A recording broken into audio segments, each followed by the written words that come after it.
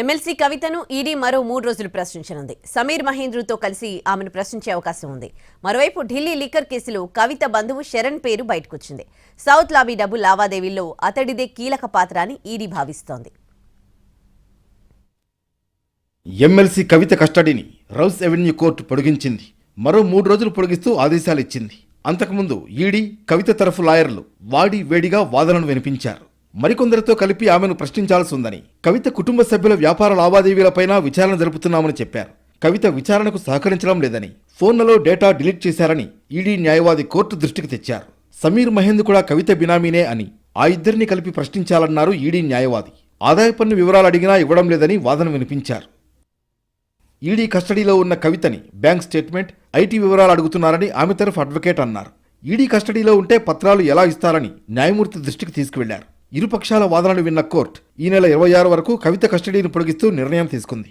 26ను ఉదయం 11:30 గంటలకు కోర్టు ముందు హాజరుపరచాలని ఆదేశించింది. కోర్టులోకి వెళ్లే ముందు కవిత మీడియాతో మాట్లాడారు. తన అరెస్ట్ అక్రమమని, న్యాయ పోరాటం చేస్తారని అన్నారు. ఈడీ అధికారులు అడిగిందే మళ్లీ అడుగుతున్నారన్నారు కవిత.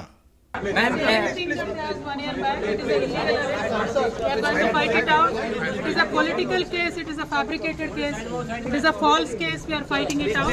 There is nothing new, they are asking the same thing again and again, there is nothing new. ECI should intervene, ECI should definitely intervene and protect the democracy in this country. Election के पीछे इतने politician तक क्यों हो रहा है? जनता को भी सोचना चाहिए ना. ఇక లిక్కర్ కేసులో మరో కొత్త పేరు తెరపైకొచ్చింది. ఎమ్మెల్సీ కవిత బంధువు మేకా శరణ్ పై ఈడీ ఫోకస్ పెట్టింది.